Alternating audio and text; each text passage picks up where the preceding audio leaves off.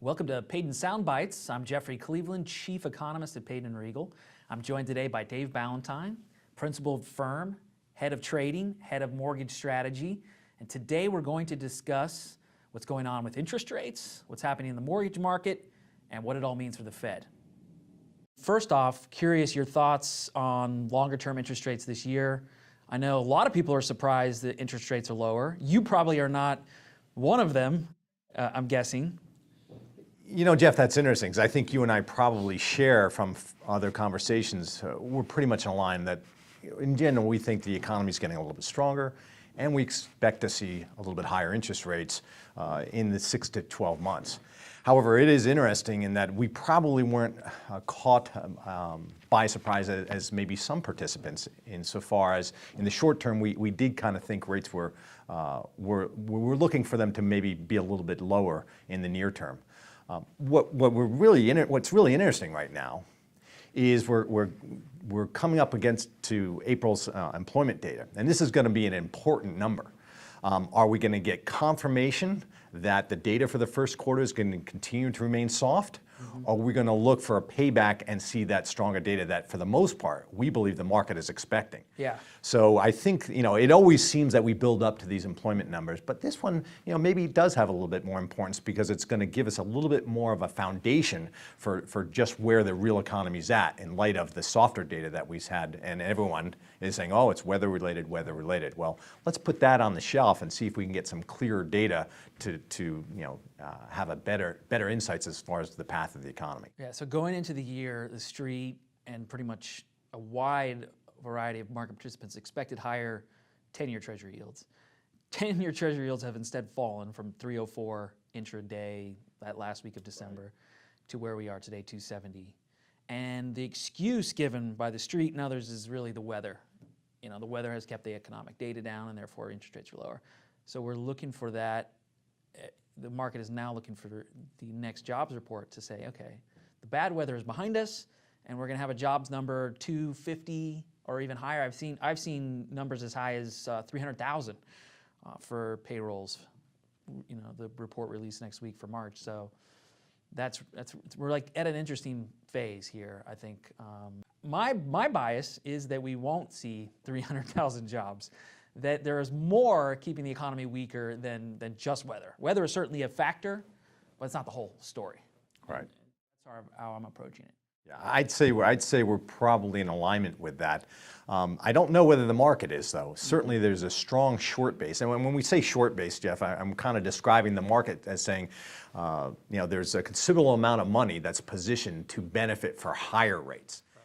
And if they don't get confirmation of that in the data, at some point they're going to have to, what we call, cover the shorts, or they're going to have to do some buying at these lower yield levels, and we could see a further drop in rates. And that's what we're positioned on margin to potentially benefit from. Again, we don't look at it from the longer term perspective that we think rates are apt to be in that 250-ish area, but it wouldn't surprise us to see us push in there in the short term.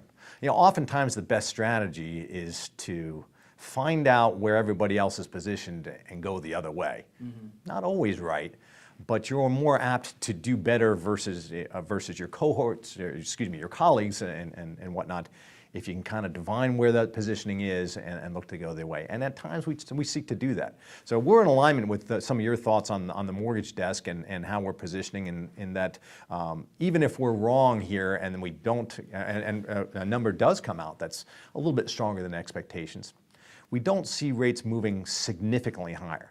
And I guess when we step back and look at where we think rates are going to be, let's take a look back at last year. And we had rates up about 120 to 130 basis points for 2013. We don't think we're going to see a replication of 2013 into 2014. So what I'm saying is, if we ended the year, I think you said that 304 or something intraday at the end of the year. We're getting a little precise here, aren't we? I like to December be 31st exact. at 10:05, we hit 3.04 on the 10-year. But let's say we ended about 3%. We don't think we're going to see rates in that 4.25 neighborhood. Right. We'd have to see significantly stronger economic data to support that contention. We're kind of thinking about 3.25 at the peak of it, which is probably pretty much in line with where the forwards project and consensus. So I think from our position, that's what we think. But let's get to the kind of where we spend a little bit more of our time, and that's mortgage-backed securities. Can you give listeners a sense of what's happened with mortgages, mortgage rates, and the mortgage market in general? Right. You know what's kind of fun about the mortgage sector right now is even for people who are not practitioners, they get a sense of what's going on there because of what the Fed's doing. Their quantitative easing, everybody is very much dialed in as far as what's going on there. They're buying treasuries and they're buying mortgage-backed securities, quantitative easing, and everyone's, for the most part, pretty well aware that they're slowly easing out of this process. So how's that's going to affect mortgages? And we're getting a lot of questions from our clients, consultants, colleagues, you name it. You're worried about mortgage-backed securities. And in general, when everyone knows about something that's going to happen, you don't have to worry too much about it. It's always the curveball or what's the unknown that we really worry about here. But there is a degree of concern on our part further out, because if you think about it from a broad perspective, and I've been doing this a little bit of time, and for the most part, we've always had some entity supporting mortgage-backed securities, whether it be Fannie Mae, Freddie Mac. They were 15, 20 years ago, they were the backstop buyer. If mortgage-backed securities got too cheap, here comes Fannie and Freddie on their white horse to save the day buying securities. Well, guess what? As we all know, Fannie and Freddie Mac, they're in conservatorship, they're shrinking. Everyone wants to remove, or at least at a minimum, decrease the Fed's footprint in housing finance. So we no longer have Fannie and Freddie Mac expanding their balance sheets, and now with the Federal Reserve tapering their asset purchases, we're no longer going to have the Fed by, let's say, mid-fall to purchase securities too. So the mortgage market's going to be left on its own for the first time ever, certainly in my career, and for the most part, just about everybody with some experience. We're going to have to see what happens there, and what we believe. That's the question that comes up, I think, most often from clients and others when I go out and meet with people and speak.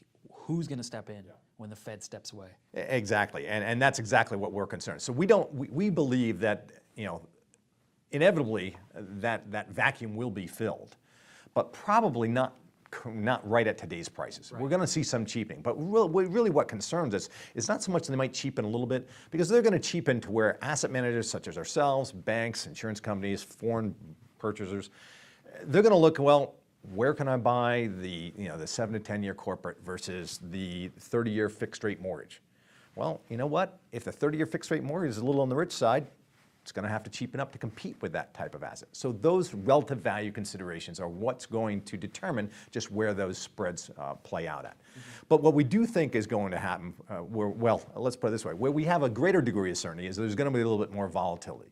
I mean, if we think about what happens on any given day, the Fed comes in here every day, they buy X amount.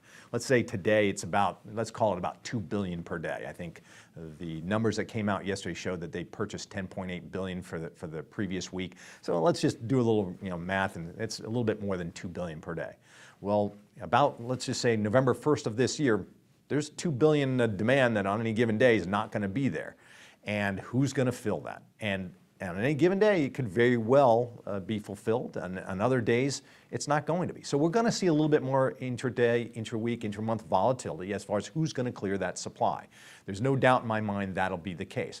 So maybe we have to widen spreads out 10, 15 basis points. I think I've heard ranges anywhere from don't worry about it, it's not going to, we're not going to have to deal with that at all, to 30 to 40 basis points. When I do the math, and I'm thinking probably 15 to 20 basis points, which to be honest with you is not that much. I mean, we've seen that in, last summer. I mean, we saw that in just one day. Never mind one day, it happened a couple hours because everybody was on vacation after July 4th and there was no one there to clear the supply. So that's going to happen. We're going to see more days like that. But I do expect there to be a reasonableness about how it plays out. A couple of the supporting factors, you might ask, well, Dave, you've sounded the alarm a little bit here. I mean, supplies supplies decreased significantly. Last year at this time, we had 140 to 150 billion gross issuance per month. Right. Today, we have about 50 to 60 billion. Okay. So it's the drop in supply that's kept spreads very well behaved. So just to summarize, I mean, the hysteria from the media and some market participants about who's going to step in when the Fed stops buying with QE3 winding down. That is looking at it's a very static way to look at the world, right? I think that's There fair. are other big buyers that are looking for attractive yield opportunities. Some of them are our clients or other market participants, so they will find maybe some value opportunities in the mortgage space. And also, there's adjustments in terms of the supply coming online at higher interest rates. And I mean, if we think about the 10-year rates potentially getting close to, back to 3% from where they were, at the end of last year, and we have a widening of mortgage spreads, that certainly affects the amount of supply we've seen. In fact, with supply being 50 to 60 billion, that's I think the last time we hit those supply numbers was somewhere back in like 2007. It was a considerable period of time ago. So, that's going to balance out. Yep. But more importantly, where I look at it is, look, if we're all concerned about this and everybody knows about it, probably something else is going to happen to worry about it. So there's no catastrophe with regards to that. It may have to widen a little bit, but it'll be in the context of the market, and it'll actually maybe be a little bit healthier for the mortgage-backed guys because we can, buy things at a little bit wider spreads. yeah. Well, another way to put it is you have this 800-pound gorilla in the room, which is the Fed, which is the biggest bond balance sheet in the world, and sort of stepping in, paying above market rates to buy bonds effectively. And that was taking supply away from other investors. Correct, yeah. Now, if they get out of that business, it's not necessarily such a bad thing for fixed income investors. Another interesting part of that, Jeff, is think about what they're buying too. They're buying current coupon 30-year for the most part, and 15-year, but for the most part, it's that new mortgage that just got created. So we'll call it the 30-year, 3.5% and 4% mortgage. They have long durations in this environment, and so what they're also doing is extracting that duration out, and that decreases volatility at the same time. So when we think about, hey, does their tapering process just affect mortgages? Sure, but really it affects the broad market overall, because when the street, as being that intermediary to purchase mortgages from originators and then redistributes throughout the whole investment world, the bulk of that was going to the Fed. The Fed didn't care about whether the price changed so much. Yeah. Other people do. Yeah. So volatility is likely going to increase. Hedging activity is going to increase. It's going to ripple through the whole investment climate. It's just, right now, it's kind of truncated things. I buy securities, stick them on my balance sheet. I don't care what the price of it is. Yeah. So we do think there's going to be consequences elsewhere. Yeah, I like that. The Fed is not a real investor like other investors that we ourselves and others, right? They're just sucking duration out and vol out. They've got no clients coming to them saying, you lost me X amount of basis points over the last quarter.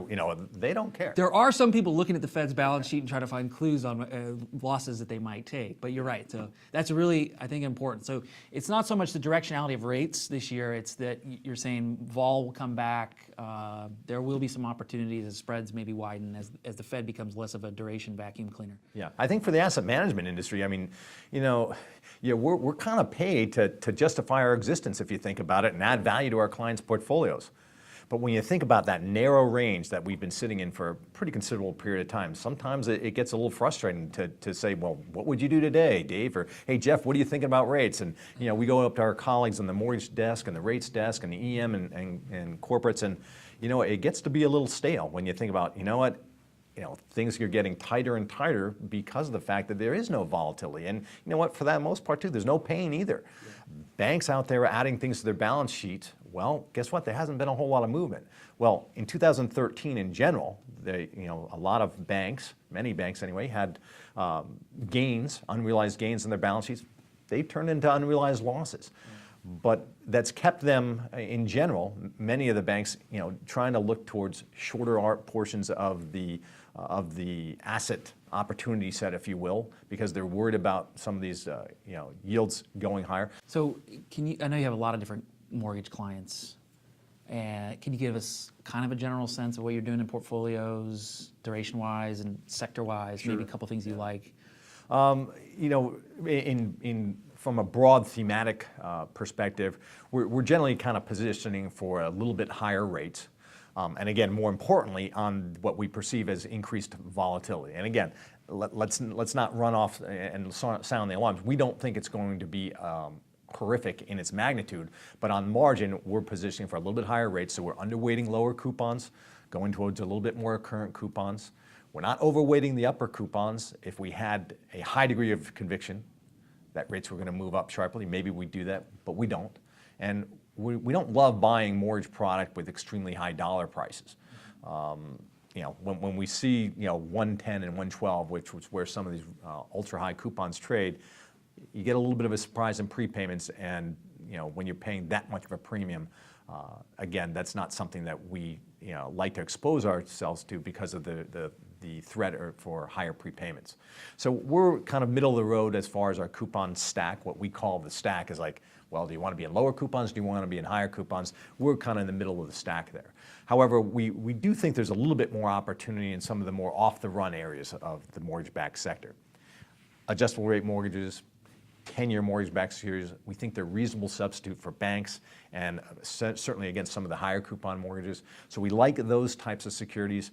One of the sound bites that we like to use is they age gracefully. And what I mean by that is the extension risk that you typically will see in certain mortgage-backed securities when rates rise is not as prevalent with those types of securities. So we think those are nice places to sort of hide out. You're going to get some reasonable yield in this low-yielding environment. However, they'll show different performance characteristics when rates rise. So we like some of those types of opportunities that we see. All right, excellent. And then I guess this is the portion of the show where we have more of an opinion. Where I have more of an opinion. So you've given us a great view of the landscape, of rates, of mortgage rates, of what's going on, the Fed's involvement, QE. I guess if I had to summarize, it would be, it may not, don't fear the taper.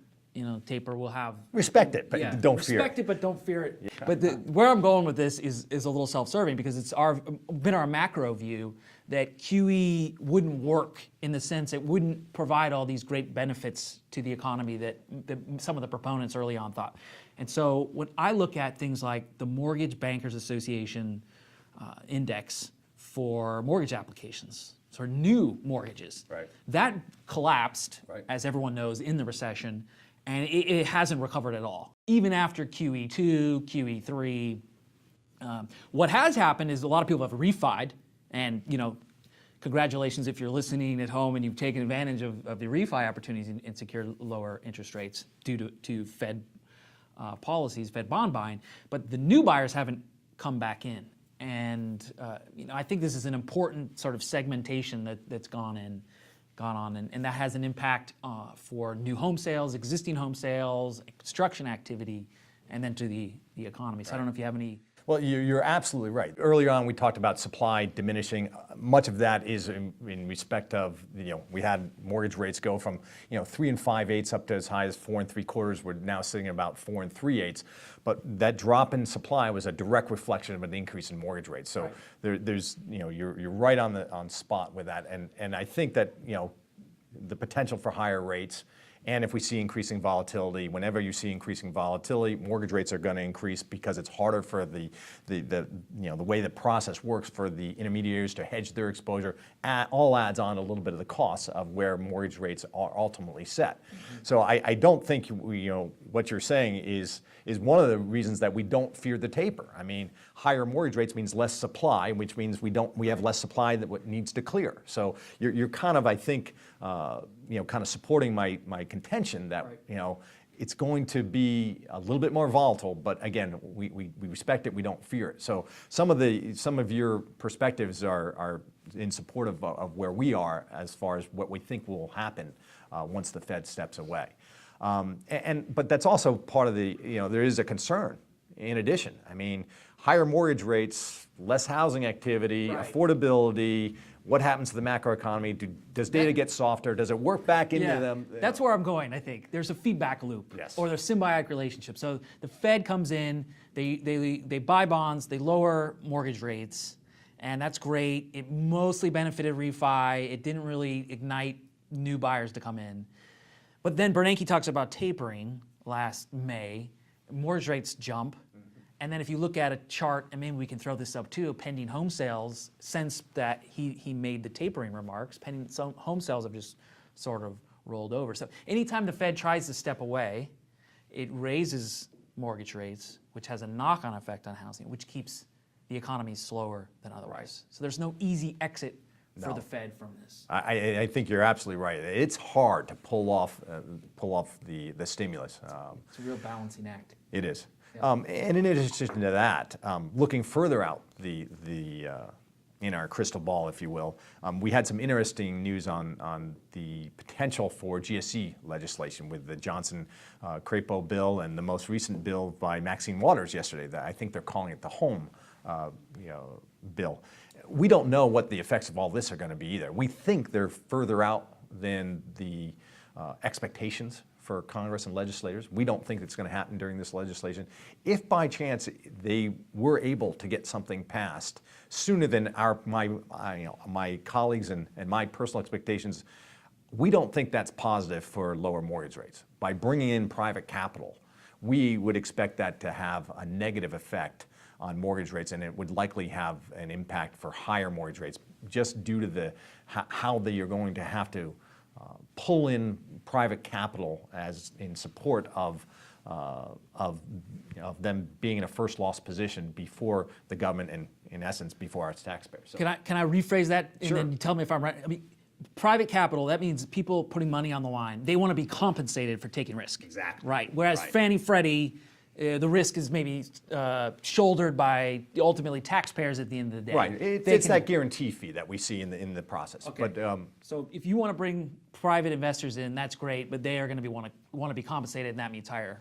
yeah, in a short soundbite, I think you've hit it right on. Yeah. We're likely to see a little bit higher mortgage rates due to these processes. So that's something that I think the market's a little bit concerned on, but I think for the most part, we think that's a problem left down the road. But the introduction of these bills has increased the odds that something gets done earlier. I think for the most part, nobody thought it was even possible to have something done this administration. Let's just say the odds have increased a little bit, although I'm a skeptic of that. But nonetheless, I would have to say the odds have changed that something gets done rather than, something further out in late 2017. Now, have the odds increased of something in this administration? Sure. Do I think it gets done? No. But you have to accept the changing landscapes, if you will. Thanks for joining us. Dave Ballantine, principal of the firm, the head of trading, and the head of our mortgage strategies. Thanks, Jeff. Love to do it again. Talk to you sometime. soon.